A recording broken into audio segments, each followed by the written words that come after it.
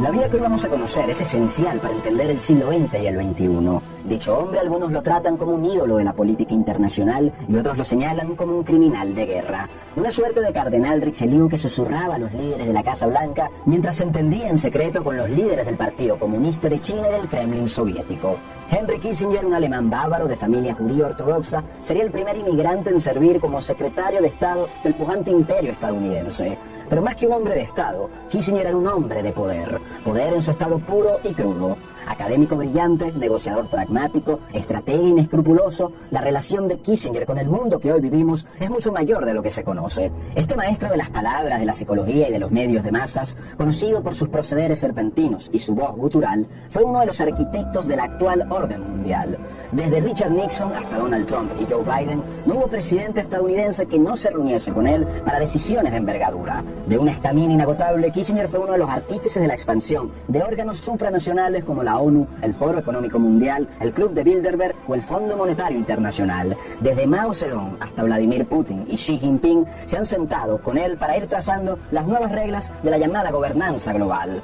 Muchas de las guerras norteamericanas, desde la guerra de Vietnam hasta la guerra de Irak, tienen la firma de Kissinger. Mientras intervenía en países lejanos para combatir a comunistas, le tendió una mano a los sandinistas de Nicaragua y al castrismo cubano. Mientras hostigaba al general Francisco Franco en España, apoyaba a Pinochet en Chile y a la Junta Militar Argentina. Amigo y empleado de los Rockefeller desde joven, fue un gran promotor en todo el mundo de las políticas antinatalidad y de las ideas del llamado cambio climático. Su vida explica el mundo del que venimos y el mundo en el que estamos. Y vamos a conocerla con informaciones que tal vez nunca han escuchado.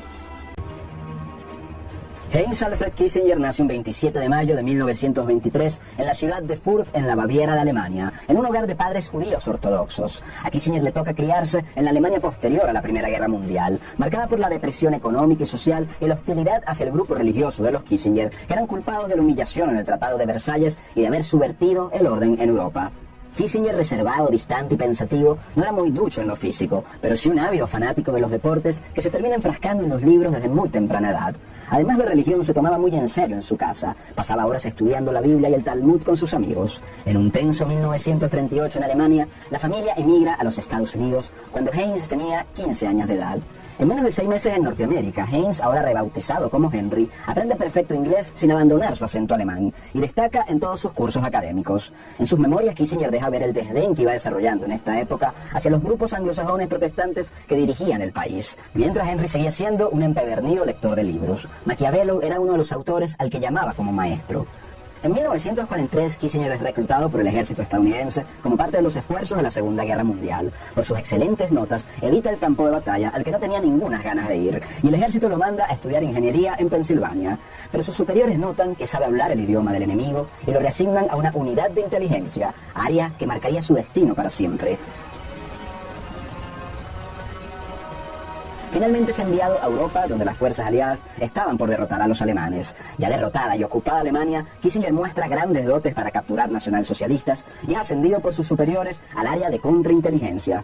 Durante este periodo en Europa, según un doble agente soviético desertor y archivos muy posteriores de la inteligencia soviética polaca, Kissinger habría presuntamente sido reclutado por la KGB para que les pasara información a los soviéticos en su regreso a los Estados Unidos. No hay forma de confirmar estos alegatos, pero las futuras amistades de Kissinger con gobiernos como el soviético o el chino serían más que abiertas. Kissinger expresaría que sus años de servicio militar, esos de violencia y de fuertes interrogatorios a enemigos capturados, lo hicieron sentir verdaderamente americano y endurecieron su carácter. Se volvió alguien más frío y desconfiado. Mientras el ordenamiento internacional cambiaba tras la guerra, Estados Unidos se consolidaba como la primera potencia mundial y la Unión Soviética como la segunda. Dos formas seculares y materialistas de ver el mundo se alzaban como las hegemónicas. En 1947, Kissinger logra entrar en ciencias políticas en la Universidad de Harvard. Se gradúa mención summa cum laude en 1950, mientras mantiene lazos con los nacientes órganos de inteligencia en el país. Para febrero de 1949, se casa con su antigua novia Anneliese Fleischer. Aunque no eran practicantes, se casan bajo una ceremonia ortodoxa judía. Luego de esto estudia una maestría en gobierno en la misma Harvard, donde sigue mostrando un inmenso talento académico. Sin embargo, un Kissinger que ya había probado la acción se cansa de teorizar. Su mentor en Harvard lo ayuda a crear la primera plataforma con la que Kissinger pretendía ascender en el poder y volver al mundo de la acción real, el llamado Seminario Internacional de Harvard, un programa que invitaría a jóvenes líderes de todo el mundo, políticos, militares y periodistas, a pasar un verano juntos en Harvard. Los recursos para un proyecto como este fueron conseguidos por su tutor William Yandell Elliott a través de la Fundación Ford, la Fundación Rockefeller y la recién creada Agencia Central de Inteligencia, conocida como la CIA.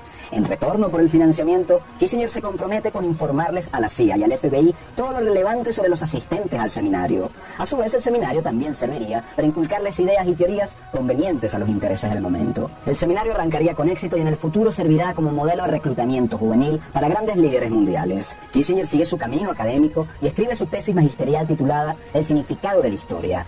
En ella escribe: la historia es una vasta sucesión de catastróficas convulsiones de las que el poder no es solo la manifestación, sino el fin exclusivo. Un estímulo de sangre que no solo late a través de las venas, sino que debe ser derramada y que será derramada. Cierro comillas. Para 1952, siendo una joven promesa académica en Harvard, con financiamiento de nuevo de la Fundación Rockefeller, crea una revista con el nombre de Confluencia y alista pensadores de la talla de Hannah Arendt. Así pues, doctorado y académico de Harvard, Kissinger también espía e informa al gobierno de las actividades de sus colegas. Gracias a sus artículos en su revista y recomendado por Harvard, logra ganar un puesto como consultor nuclear en el poderoso Consejo de Relaciones Exteriores. El Consejo de Relaciones Exteriores es el centro privado de estudio y cabildeo más influyente de la historia de Estados Unidos en política exterior. Fundado desde 1922 y luego apadrinado por los Rockefeller y otros magnates, ha congregado a los hombres más influyentes del país y ha sido clave en la formación de organizaciones como la ONU, el Banco Mundial y la OTAN. Tiempo después de su paso por este consejo, Kissinger sería un impulsor clave de la expansión de la OTAN y de las más de 700 bases que hoy tiene en el mundo, así como la creación de la Unión Europea. Igualmente en el futuro, programas tan extendidos como los llamados Objetivos de Desarrollo Sostenible o la Agenda 2030 de la ONU tendrían una gran influencia de las ideas de Henry Kissinger y del famoso reporte Kissinger de los años 70, que sugería que para garantizar la hegemonía estadounidense era necesario ir disminuyendo el tamaño de la población mundial mediante una serie de medidas como el aborto y el desincentivo a la maternidad. Pero sobre esto vamos a hablar más adelante. Regresando a los años 50, el ingreso de Kissinger en el Consejo de Relaciones Exteriores lo lleva a conocer a Nelson y David Rockefeller, que era el presidente de dicho consejo. Entre Kissinger y los Rockefeller nacería una relación que moldearía la política en todo el mundo. David y Nelson eran los nietos del magnate del petróleo, John Rockefeller. Los Rockefeller habían pasado de tener el cuasi monopolio mundial del petróleo a ser también magnates de la banca mundial, a involucrarse en el mundo de la política, la academia, la prensa, las artes, la medicina y mucho más. Como veremos más adelante, es de la mano de Kissinger que los Rockefeller logran un alcance sin precedentes en los órganos y estructuras internacionales. Cuando Nelson Rockefeller lo conoce en los años 50, queda encantado con el carácter de Kissinger y se va convirtiendo en su protector y su padrino. Para una de las primeras iniciativas que sacan adelante juntos, los Rockefeller le explican a Kissinger que la conflictividad internacional y el creciente antiamericanismo en Europa no eran buenos para sus negocios ni para la estabilidad de un ordenamiento mundial donde Estados Unidos y el dólar americano fuesen los líderes. Para ello se estaba concertando un espacio de reunión privada que se haría cada año entre los hombres más influyentes de Estados Unidos y de Europa, para hablar con franqueza sin la prensa y trazar líneas y acuerdos comunes. Los Rockefeller, que habían financiado la primera reunión de este grupo privado, le dicen a Kissinger que él tenía el perfil perfecto para ayudarlos en esta iniciativa. Es así como nace el famoso Club Bilderberg, que sigue haciendo sus reuniones hasta el día de hoy y que por mucho tiempo ha sido uno de los espacios donde se bendicen o se rechazan candidatos presidenciales de otros países y se dirimen muchos aspectos más. Desde 1957, Kissinger ocupa una silla en estas reuniones. Fue muchas veces maestro de ceremonia y nunca dejó de asistir a sus encuentros. Asimismo, Kissinger a finales de los años 50 se suma a otras reuniones internacionales privadas donde se va ganando la simpatía de líderes soviéticos. De esta forma, Kissinger también se convertía en consultor en materia comercial de los multimillonarios Rockefeller y lo seguiría haciendo por muchos años. A su vez, en Harvard empieza a dictar la cátedra de Principios de las Relaciones Internacionales. Sus clases causan sensación en el campus. Años después, figuras como el magnate George Soros o el fundador del Foro Económico Mundial, Klaus Schwab, se enrolarían en Harvard específicamente para recibir las clases del brillante Kissinger, cuyos textos se siguen enseñando en organizaciones en todo el mundo. También a finales de los años 50, Kissinger empieza a desempeñarse como consultor de múltiples empresas vinculadas al naciente complejo militar industrial. Para 1957, Kissinger publica el libro Armas Nucleares y Política Exterior, uno de los primeros trabajos que analizaba a profundidad cómo conducir una política exterior bajo la nueva realidad geopolítica que se creaba a partir de la amenaza de la bomba nuclear. Este libro es el que lo lleva a ser conocido dentro de la clase política de Washington. De esta manera, Kissinger, a los 38 años de edad, era uno de los académicos más respetados de la política del país, profesor de Harvard, asesor personal de los Rockefeller, con asiento en varios de los grupos más elitescos del mundo y con buenas relaciones con el aparato de inteligencia estadounidense y de otras naciones. Kissinger a su vez no deja de escribir. La actividad académica fue una constante toda su vida. En su obra reflexiona sobre el nuevo orden geopolítico de posguerra y en el rol de Estados Unidos en el mundo. Lo hace a través del lente de la Realpolitik. Veía las relaciones internacionales a través del choque entre las grandes potencias. Según él, un orden tácitamente aceptado por las grandes potencias es un orden legítimo. A Kissinger le ocupaba en sus escritos la formación de un nuevo equilibrio internacional distinto a la bipolaridad de la Guerra Fría. Creía en Occidente como un orden secular y que Estados Unidos estaba llamado a liderar una nueva paz mundial. Kissinger comparaba sus ideas sobre un nuevo ordenamiento mundial multipolar con la paz de Westfalia o con la Federación Mundial de Estados Libres propuesta por Immanuel Kant, una de las génesis filosóficas de las ideas a favor de una suerte de gobierno mundial. En consonancia con esto, Kissinger busca trasladar el mayor grado de toma de decisiones de las instituciones soberanas de cada país hacia el seno de órganos internacionales de carácter público y privado. Los directivos de estos órganos internacionales serían nombrados en lo posible por Kissinger y sus socios.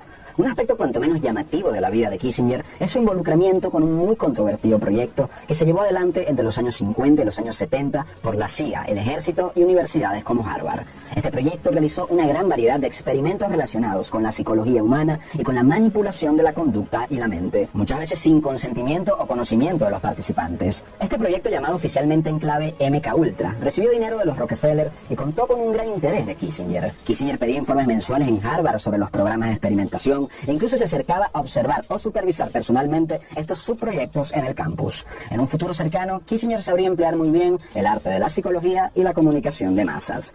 Pero todas estas, a Kissinger le faltaba entrar formalmente dentro del gobierno de Estados Unidos. Con la victoria del demócrata John Kennedy en 1961, Kissinger acepta un cargo a tiempo parcial como consultor en la Casa Blanca. Para 1963 es invitado por un general alemán a presidir la Conferencia de Seguridad de Múnich, otro espacio supranacional de gran alcance que sigue activo hasta el día de hoy y que reúne anualmente a grandes figuras del mundo de la guerra y de la geopolítica. El presidente Kennedy muere, pero Kissinger sigue siendo consultor parcial de su sucesor, el demócrata Lyndon Johnson.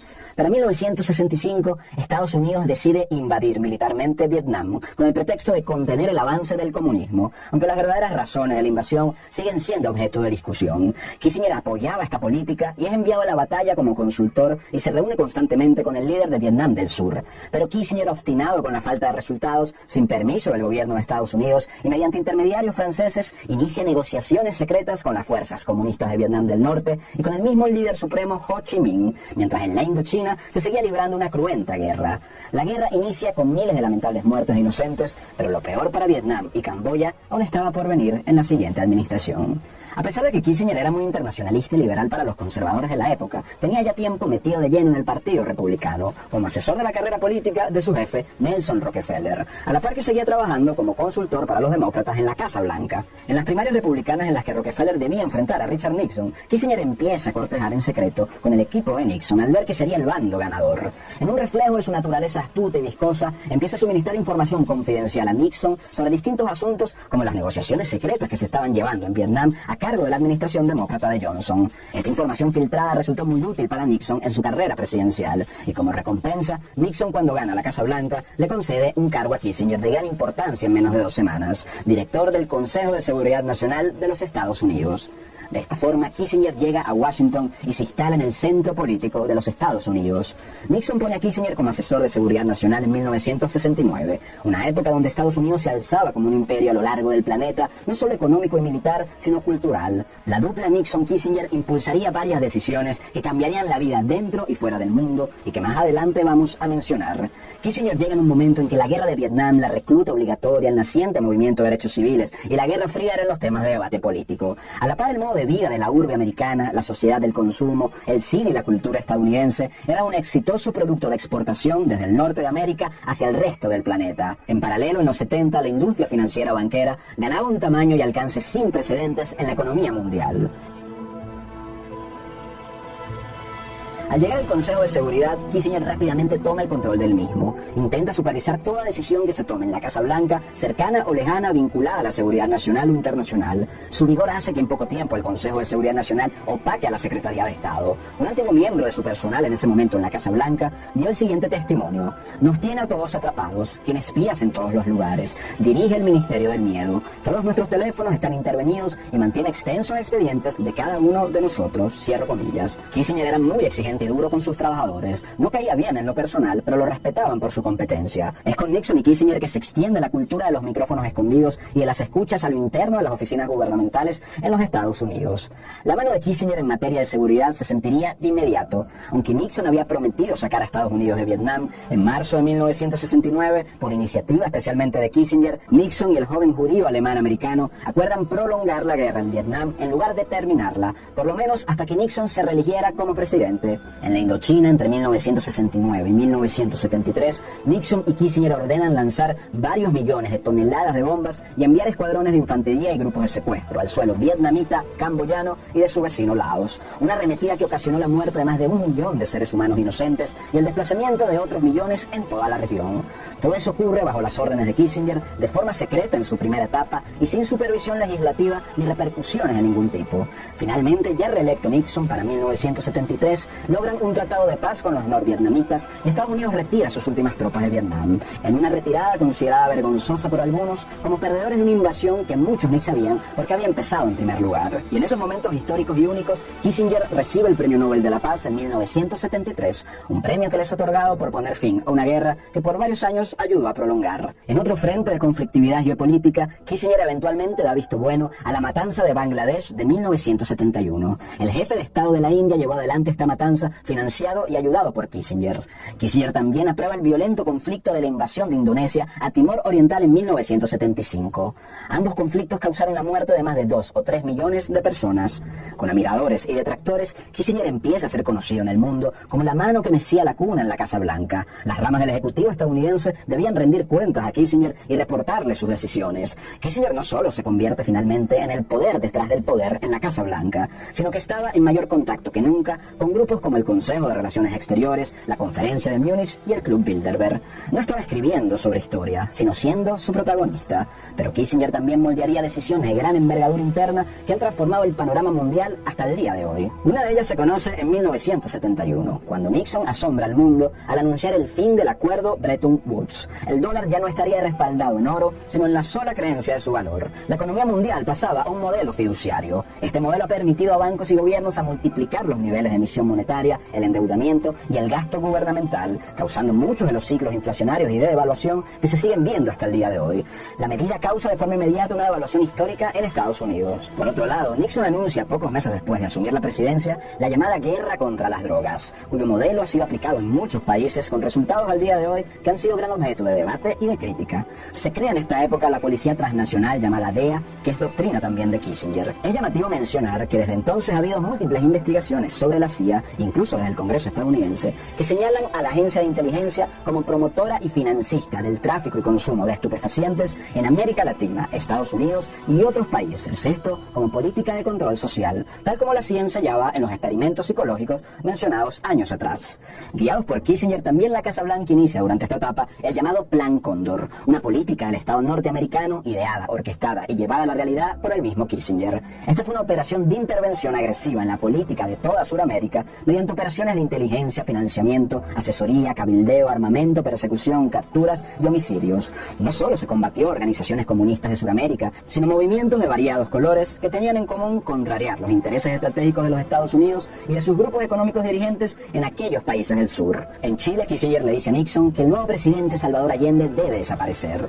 Poco después, con ayuda, financiamiento y asesoría de agentes de Kissinger, se da un golpe de Estado en Chile y se instala una nueva junta militar en 1973. El presidente Allende se quita la vida en el Palacio Presidencial y con la bendición de Kissinger se reconoce a Augusto Pinochet como su presidente. En el año 76, Kissinger mueve los hilos para promover la instalación de una junta militar en Argentina que lleva adelante el llamado proceso de reorganización nacional. Esto se suscita tras la muerte del general Juan Domingo Perón y posterior derrocamiento de Isabel Perón. Para el año 78, ya sin cargo oficial, Kissinger mira los partidos del Mundial Argentina 78 en el palco presidencial acompañado del teniente general Jorge Rafael Videla y de la Junta Militar Argentina. Si bien bien Kissinger apoyó la instalación de juntas militares de corte más conservador y capitalista, también apoyó a grupos socialistas, no solo forjando amistades con China o con Rusia, sino con casos poco conocidos como el apoyo al régimen cubano o al gobierno sandinista en Nicaragua, al que entregó 3.400 millones de dólares. La diplomacia de Kissinger no se regía por ideologías, sino por aquello que garantice un orden internacional favorable a sus socios en Estados Unidos. Como hemos mencionado en otros programas, los Rockefeller apoyaron el triunfo de la Revolución cubana y han tenido una relación histórica con Cuba y con Castro. Un solo ejemplo es cuando Fidel Castro empieza a asistir a la conferencia de Múnich previamente mencionada, importante espacio internacional al que fue invitado nada menos que por Henry Kissinger.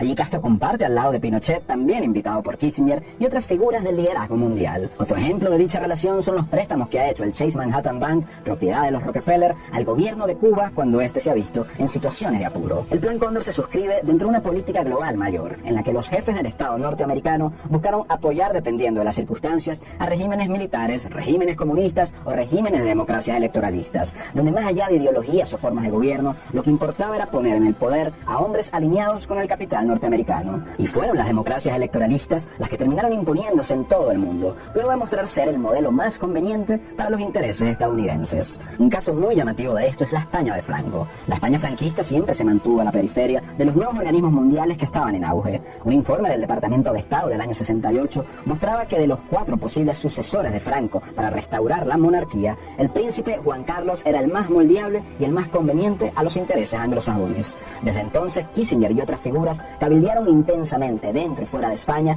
para que Juan Carlos fuese elegido sucesor. A cambio del apoyo internacional a Juan Carlos, el futuro rey se comprometía a promover una democracia parlamentaria en España y se comprometía a acercar más a España a Estados Unidos y a la ONU, así como entrar a la OTAN y a la Comunidad Económica Europea, instituciones vistas como interventoras de la soberanía por el franquismo. Y en efecto, España ha hecho todo esto desde la muerte de Franco en 1975. Desde entonces la política española tenía una importante influencia de Kissinger y de sus socios. Ejemplo de ello es como el Partido Popular y el Partido Socialista Obrero Español han estado patrocinados financieramente por los Rockefeller y por grupos económicos de similar naturaleza. En 1973 ocurre un hecho más que llamativo de mencionar. El almirante Luis Carrero Blanco, mano derecha leal de Franco y segundo hombre más fuerte del gobierno franquista, se reúne por varias horas con Henry Kissinger mientras Carrero Blanco era presidente del gobierno de España y Franco su jefe de Estado. En la reunión Kissinger le insiste que España abandone el programa de energía nuclear que estaba desarrollando. Carrero Blanco se niega arguyendo que el propósito de ese programa era fortalecer la posición de España.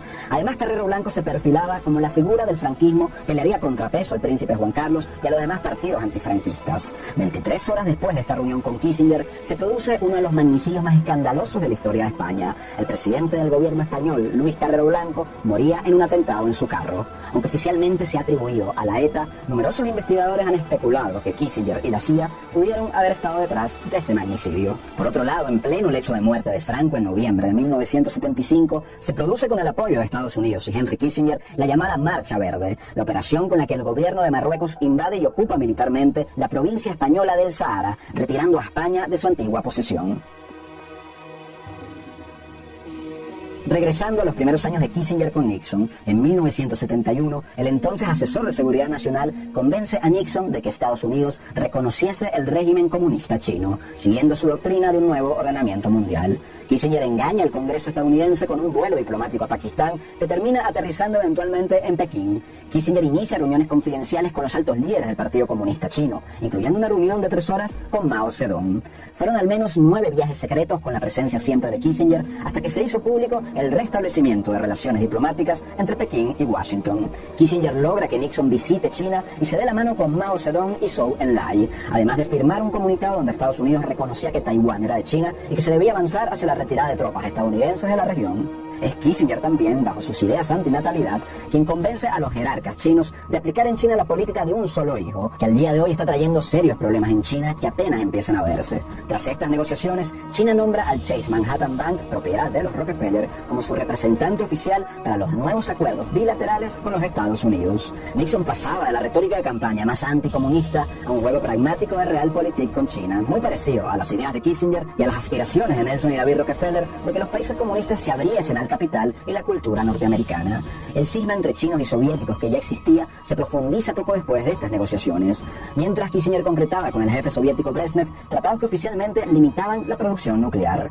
En Estados Unidos empeoraba la economía, la inflación y la pobreza, toda vez que la criminalidad iba en alza en ciudades históricas. Sin embargo, Richard Nixon logra reelegirse en 1973 y comienza su segundo mandato. Bajo esta realidad llega la guerra de Yom Kippur, también conocida como la Guerra Árabe-Israelí de 1973. Como documentan numerosos expertos norteamericanos, esta guerra fue estimulada por el mismo Kissinger. Y una vez estalla la guerra, Kissinger entrega a Israel cerca de $2 millones en armas. En respuesta, países árabes de la OPEP, cuyos jeques también tenían excelentes relaciones con el círculo de Kissinger, aplican sanciones petroleras a los países que apoyan a Israel. Se desata un caos en los precios del petróleo a nivel mundial que beneficia a ciertos países exportadores de América y a las petroleras multinacionales. En un futuro, Kissinger llegaría a afirmar que el conflicto en Medio Oriente era necesario, sobre todo para Israel. Esto lo llevó a financiar a grupos islamistas armados mientras apoyaba a los jefes de Estado que combatían esos mismos grupos. Para 1973, Nixon ordena apartar a Kissinger de la toma de decisiones respecto a Israel. En ese orden de ideas, Nixon envía a Kissinger a mediar con los soviéticos que también se meten en el conflicto. Un buen tiempo después, el embajador soviético Anatoly Dobrynin, antiguo amigo de Kissinger, manifestó a oficiales estadounidenses que en varios de estos conflictos Kissinger había servido como un gran delegado de la Unión Soviética. Y es que en otro frente de esta historia diplomática y acercamientos históricos, es Kissinger quien arregla junto al Kremlin soviético los términos del restablecimiento de las relaciones entre Estados Unidos y la Unión Soviética. Firman tratados que limitaron la producción de armamento entre ambas potencias y profundizaron su acercamiento bajo la visión de que se construía un nuevo sistema internacional. Esta idea de Kissinger de un sistema de interdependencia se manifiesta en la formación de órganos internacionales privados como la Comisión Trilateral, fundada en la finca de Rockefeller en 1973. Con estos acercamientos, Estados Unidos retoma el envío de tecnología, créditos y financiamiento al Imperio Soviético, especialmente para su industria militar. Para agosto de 1973, Kissinger da el salto a la Secretaría de Estado por nombramiento de Nixon. Se convirtió oficialmente en canciller o ministro de Exteriores del país más poderoso del mundo, aunque ya tenía tiempo siéndolo de facto. Y era la primera vez que un nacido en el extranjero ocupaba esta posición. En esa secretaría, Kissinger despide a todo el personal que había disentido de sus políticas en su anterior cargo. Expande la secretaría y el alcance de sus operaciones, llegando a tener a decenas de miles de empleados a su mando con una extensa red de inteligencia. Sin embargo, poco después de todo esto, Richard Nixon se ve obligado a renunciar a la presidencia en el famoso escándalo de Watergate. Kissinger, aquel hombre que hablaba pestes del cuáquero exgobernador californiano, devenido fiel asesor de formación judío ortodoxa, se arrodilla junto a él a rezar poco antes de que Richard Nixon saliera de la Casa Blanca. Gerald Ford, vicepresidente de Nixon, asume como nuevo presidente. Todo el gabinete de la Casa Blanca cae junto a Nixon, pero solo una persona conserva su cargo, Henry Kissinger. Por si fuera poco, Ford nombra como vicepresidente de los Estados Unidos nada menos que a Nelson Rockefeller, el viejo jefe y amigo de Kissinger, que parece haber sido el único beneficiado de todo este escándalo. Durante esta etapa también se escribe un documento muy polémico que saldría a la luz tiempo después y que explica nuestra época. Era un periodo en que ganaban fuerza ideas de control poblacional y de control de natalidad similares a las de muy antiguos movimientos eugenésicos. Las políticas de control demográfico tenían tiempo siendo empujadas por los círculos del Consejo de Relaciones Exteriores y el recién fundado Foro Económico Mundial. En estas circunstancias, Kissinger escribe un documento de gran impacto, el célebre Memorándum 200, conocido popularmente como el Informe Kissinger. Un documento confidencial para miembros electos de la alta clase gobernante y empresarial, desclasificado tiempo después en 1989. En este documento de 1974, Kissinger alerta sobre la presunta necesidad de reducir la población de los países del tercer mundo, especialmente en aquellos países productores de materia prima. Estados Unidos estaba llamado a ser el gran líder mundial y debía garantizar acceso a los recursos de esos países cuya población era la principal amenaza para la hegemonía estadounidense. Según el informe Kissinger, esta reducción poblacional se haría mediante una serie de políticas graduales y medidas de ingeniería social. Brasil, México, Colombia y otros países de América del Sur, Turquía, Egipto, Tailandia, la India, Pakistán, Bangladesh, entre otros, figuraban en la lista de países donde debía haber énfasis en estas medidas de control demográfico. También recomendaba endeudar a estos países lo más posible y a través de órganos como el FMI y el Banco Mundial obligarlos a aplicar estas políticas. Abro comillas del informe. Ningún país ha reducido su población sin impulsar el aborto. El legal o el ilegal es el método de control de fertilidad más efectivo. objetivo, cierro comillas. En dicho informe se proponía contratar a artistas y grandes figuras de la cultura para que progresivamente fuesen promoviendo el aborto, hablando de anticonceptivos y de una serie de narrativas que alejaran a los jóvenes de la paternidad y de la maternidad. Curiosamente, años después de este informe malthusiano, han sido precisamente los países del llamado primer mundo los que menos se están reproduciendo y donde más se han aplicado estas políticas de antinatalidad, causando una crisis demográfica que apenas comienza. Por otro lado, Venezuela no pasó desapercibida por los ojos del bávaro convertido en espía norteamericano. Henry Kissinger visitó la tierra de Simón Bolívar al menos en 2 oportunidades, en ambas para reunirse con el mismo presidente, Carlos Andrés Pérez. La primera reunión ocurre en una ocasión histórica. Solamente un mes antes de la visita de Kissinger había ocurrido la llamada nacionalización venezolana del petróleo, en enero de 1976, una industria de tamaño exorbitante cuyas principales compañías eran propiedad precisamente de los hermanos Rockefeller. Además del jugoso pago que recibieron los Rockefeller del Estado venezolano en este proceso de nacionalización, desde los años 60 la familia Rockefeller había ganado grandes parcelas de negocios en Venezuela, en sectores clave de su economía tales como alimentación, agricultura, supermercados, sector terciario,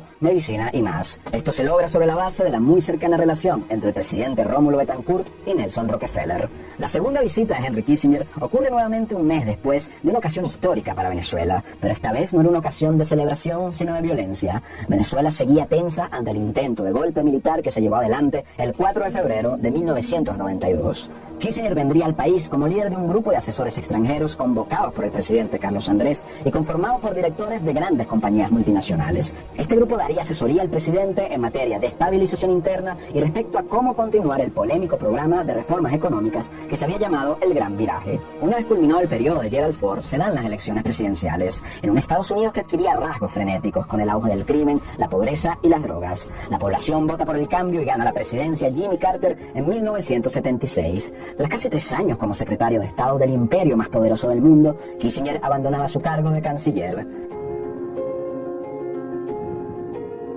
Henry Kissinger era ahora una celebridad internacional con una red de contactos única e incomparable. Paradójicamente, cuando se desprende del cargo oficial, Kissinger empieza a ganar más poder que nunca, convirtiéndose en una especie de mano del rey vitalicia en la sombra de los mandatarios más poderosos del planeta. Kissinger se convierte en asesor de todos los presidentes de Estados Unidos, pone y quita funcionarios en la Casa Blanca y se vuelve una figura omnipresente en la toma de decisiones de envergadura internacional. Ronald Reagan, Clinton, Bush, Obama, Trump y Biden han contado con la presencia directa de Kissinger en sus decisiones. Cuando la guerra en Irak iniciada por la administración de Bush hijo se complica, el presidente Bush se reúne con Kissinger y a este le recomienda no retirarse bajo ningún concepto, sino quedarse en Medio Oriente y prolongar la guerra hasta una clara victoria. En San Petersburgo, a inicio de los 90, Kissinger conoce a un joven Vladimir Putin y se convierte en uno de sus mentores y asesores de por vida. Kissinger ha visitado numerosas veces Rusia y China y también ha servido de asesor a Xi Jinping.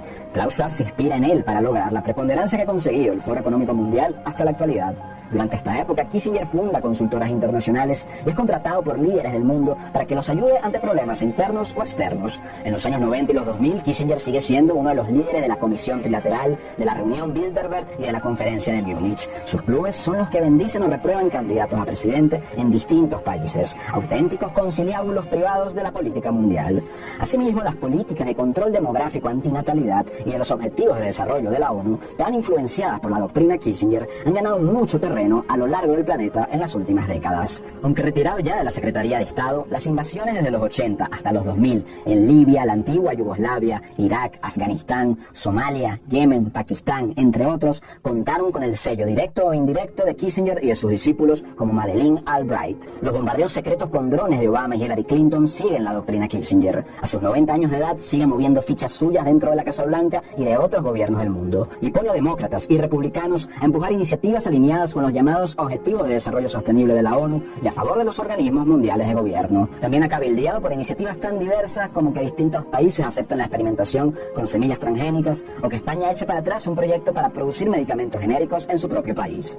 Paralelo a todo esto, Kissinger sigue escribiendo y participando en la vida académica hasta los últimos días de su vida. Tras 100 largos años de vida, aquel hombre polarizador de genio estratégico y total sangre fría fallece un 29 de noviembre del 2023. Tras medio siglo de marcar la política exterior exterior de Washington, China, Rusia y muchos otros países deja el mundo en medio de alabanzas de poderosos y el desprecio de sus críticos. Las huellas de su paso pueden verse por doquier, en las academias con el estudio de sus textos y doctrinas de las relaciones internacionales al día de hoy, en América Latina con el apoyo a dictaduras conservadoras, regímenes comunistas o democracias partidistas en la búsqueda de un orden económico en el sur que fuese lo más dependiente posible del norte. En Asia, con el deshielo con China, el auge de China como potencia mundial y las devastadoras guerras del sudeste y Medio Oriente. En Europa, con la supeditación de las naciones europeas a los intereses estadounidenses y supranacionales. En el mundo, con una economía fiduciaria global donde el dinero ya no tiene un respaldo real. Con el auge de organismos globales que buscan dirimir y dictar la política de países cercanos y lejanos. Con la implementación en gran parte del mundo de las políticas antinatalidad y la implementación de la llamada guerra contra las drogas y sus caóticas consecuencias. Con la expansión de la idea y la práctica de Estados Unidos como el país llamado a gobernar el mundo. Con el perfeccionamiento del uso de los medios y de la ciencia para avanzar intereses económicos y de poder. Con todas estas acciones en estos lugares puede verse la doctrina de Henry Kissinger.